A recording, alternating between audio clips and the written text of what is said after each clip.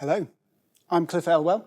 I'm Professor of Building Physics here at UCL Energy Institute, and I'm going to talk about something a little bit different from most of the things that you've heard today. I'm going to talk about health, and I'm going to talk about the risks of reducing heat loss the wrong way, and then optimizing our buildings to reduce heat loss the right way. So, is your home healthy? Do you know exactly what the sources of pollution are in your home and exactly when they're coming out? So you might know some of these things. You might know a little bit about when there's been some painting done and you can smell it. Cooking, different types of cooking emit different pollutants, some of which might be dangerous and some of which might not.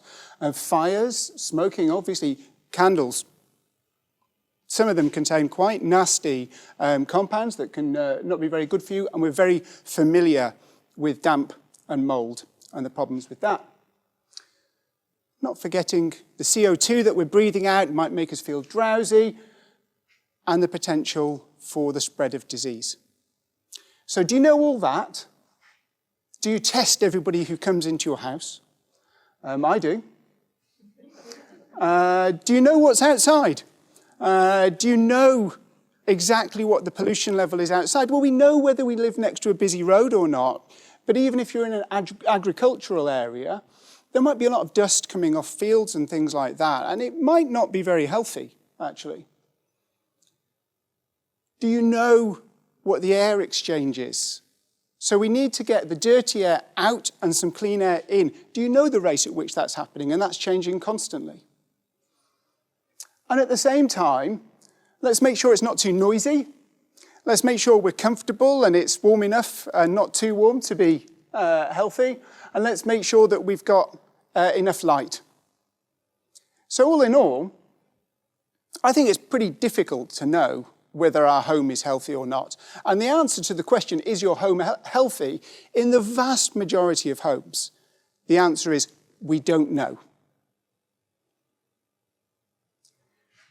So the challenge is that, or part of the challenge, is that in recent years, energy prices have been going up. And this is weekly energy prices. And at the same time, we've been encouraged to do something about our costs and to do something about climate change.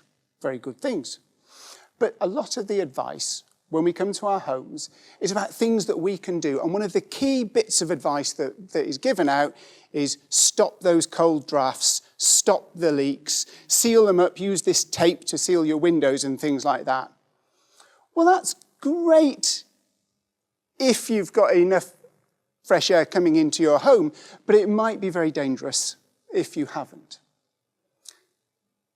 Alongside of this, we spend 95% of our time indoors, and a really high proportion of that is in our homes. So we've got a bit of a challenge here. The environment in our homes really, really matters. What can we do? Well, we could model it. And modelling is great. We could put in a bunch of assumptions and things like that. Or we could take some big statistical, big data sets as well, and that would tell us about homes in general. The problem is, you live in your home, and you're the only you doing the things that you do the way that you do them. So your home's unique, and it should be unique. It's also uniquely built. So it's in a different, homes are all in different locations, they've got a different amount of ventilation, the direction it faces and things like that. What's outside? Well, homes are in different places. Might ventilating make things worse in some locations? And to make the problem even harder, it's really difficult to tell how healthy your home is by smell, by touch, and what we can see. Not to mention that we get used to these things incredibly quickly. We're really poor judges.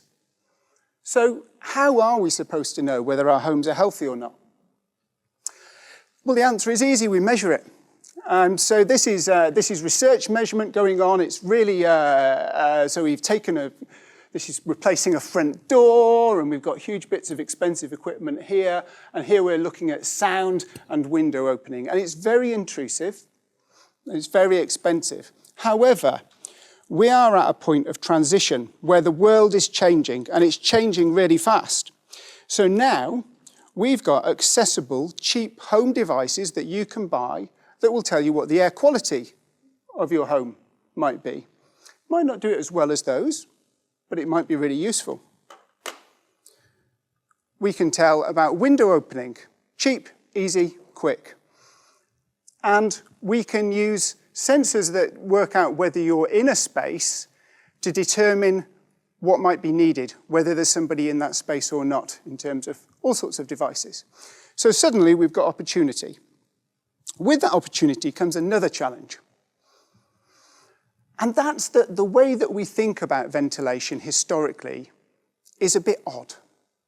So we think about ventilation as the average ventilation that a space gets. So we think about air quality and pollution as the average that happens.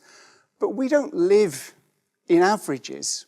We are in a home or a building at a point in time, doing specific things at that point in time. So time matters. So an average can look really different from what's going on in the space where you've got windows opening and closing, and you've got different things happening in different rooms. And at certain points, whilst the average looks really nice and low and safe, and this is carbon dioxide in this case as a marker, at some times actually it goes really quite high. And if there are people in that space when it's quite high and pollution that could be dangerous, then that might be pretty bad for health, even though on average it's good. So we need to move towards dynamics. Dynamics are complicated and difficult, but interesting. So I said people spend 95% of their time indoors. The key is that you don't spend all your time in the same space indoors. You sort of move around and you do stuff and you cook. And then the ventilation itself is variable. Even if you don't touch it, it's variable. And so this is 7 homes, P1 to 7. And the ventilation, so the fresh air intake measured over a really long period of time. We've got winter and summer on here. And we normally take, this is number of full air changes. So if you were to take all of the volume of air in a room and throw it out, that's 1 air change. So air changes per hour, about a half this room per hour would be considered to be healthy in a home. Right, not here, because I'm in a room full of people, so it needs to be a bit higher. But at home, about half. And the first thing we notice is, oh dear, all the homes are a little bit low. That turns out to be pretty normal. The second thing that we notice is that the size of the blob indicates how many times we noticed that we were able to measure that ventilation rate. We noticed that some homes are very repeatable and really have modes that we just see those modes. Others have multiple different modes according to what people are doing.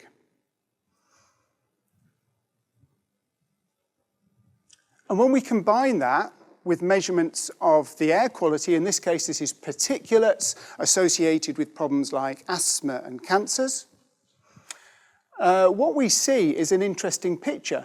And quite a difficult picture to understand, because for quite a lot of the time, even if ventilation rates are low in many homes, for quite a lot of the time, it's really safe. There's nothing to worry about. And then at various points, we have really high concentrations where we might be worried. Now, in this case, they drop quite quickly, but they might not. It really depends on the home. They might stay up, and that might be quite dangerous for the occupants. So we need to combine the insights of what's going on in the space in terms of the pollution with the ventilation rates that we see. And in order to do this, we need new methods. And we need exciting new methods that can take insights across a load of different areas and combine it with space and understanding when people are there. Because it probably only matters when people are there that the air quality is good. And then, if we can work out whether the air quality is good enough, then now we've identified where our energy saving might come in as well. So ventilate really well when we need to, save energy when we don't need to ventilate well. And we can do this on loads of levels. We can go national level, like the Energy Demand Observatory and Laboratory. We're developing on much smaller scale, really advanced methods with mathematical techniques and physics. We need to reach the right people. That's essential. None of this is useful without reaching the right people and also giving them the insights that they need. I love a complicated graph, but probably most people just want to know whether the home is healthy and what they might need to do about it. So, how do we translate the research into change? The first thing you do is you ask a professor to write some slogans. Obviously, I see the professors in the room agreeing with me. What do we want? A healthy indoor environment for all whilst minimising wasted energy. When do we want it? When the methods are reliable and ready and cheap and all the other kind of things that we want to caveat. Career in marketing awaits, I think. But before we push on too fast, we've just got to remember that we need to make sure that we've thought about a few extra things. One is that the short-term impacts of exposure to pollution is really poorly understood at the moment. And it's an area where we need more research to understand as well. These devices are great, but we don't know how good they are over time. We don't know whether they last, and we need to check it as well as these are good, that the methods are reliable. And finally, of course, we mustn't forget about privacy and making sure people's privacy is protected. So as I conclude, thanks to Minnie, Jess and Kieran, whose work is the backbone of what I've been talking about. And I hope that when I talk about this in the future, not too many years away, when I say, is your home healthy? A lot of you will be able to say yes. And I know it's healthy because it's been measured. Thank you.